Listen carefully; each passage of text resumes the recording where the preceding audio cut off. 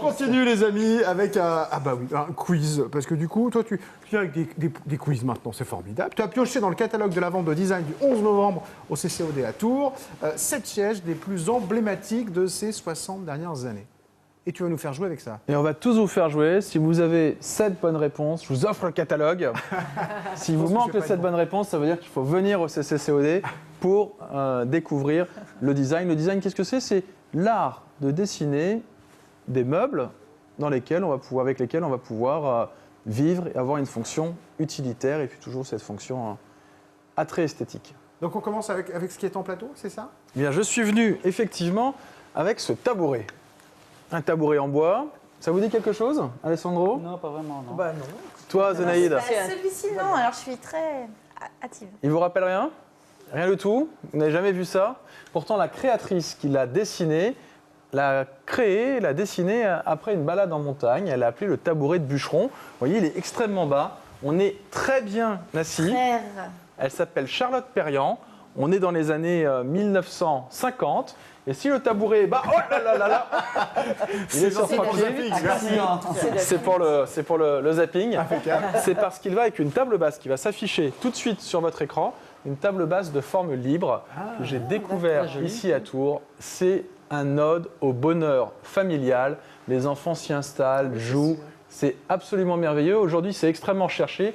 Et ces petits tabourets se négocient plusieurs milliers d'euros. On est dans les années 50 en France avec du frêne. On passe maintenant à la photo d'une banquette que l'on peut, attention, replier. Alors à votre avis, on va commencer une question simple. À quelle époque et de quel pays ça vient? Vous la voyez sur vos écrans, blanche, en tissu, elle peut être de différentes couleurs. Quelle époque, Alessandro? Ouh là là. Quelle Les époque? 50? Les années 50, on est en plein dedans, 1960, la même mouvance. Quel pays? Là, on était en France et ici, nous sommes en Italie. Bah, merci. Mon cher Alessandro, c'est un immense créateur qui s'appelle Osvaldo Borsini qui décide de faire des machines à s'asseoir. En disant, je vais voir le concept de s'asseoir en priorité, le plaisir de s'asseoir. Il donne à ce siège que vous revoyez peut-être sur vos écrans le nom de P40. Ah, ça c'est Pékin. L'estimation pour ces banquettes italiennes des années 60, c'est entre 800 et 1200 euros. On continue, on avance, petit indice, on reste dans les années 60. Mais on change de pays. Qui a pu créer la chauffeuse qu'on va découvrir avec son repose-pied?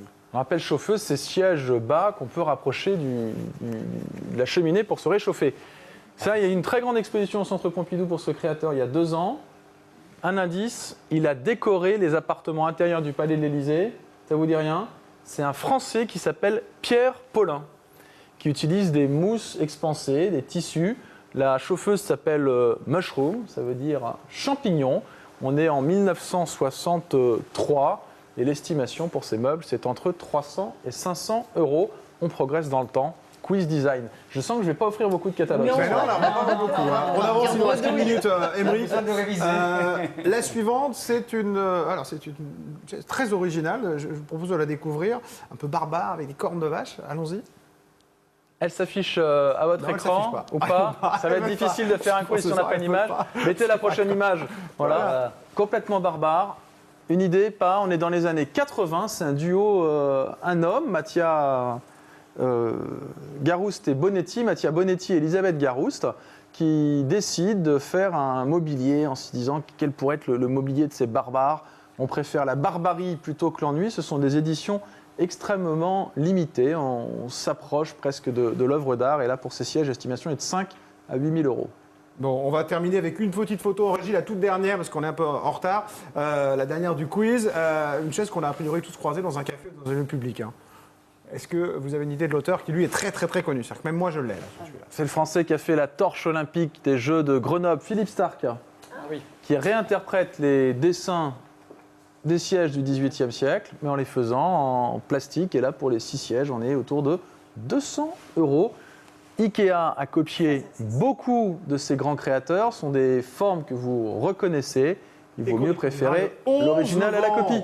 11 novembre au CCOD à Tours pour s'asseoir dans ces sièges-là. Rendez-vous sur le site rouillac.com pour découvrir et tout connaître de l'histoire de ces fauteuils. Merci beaucoup, Aymeric.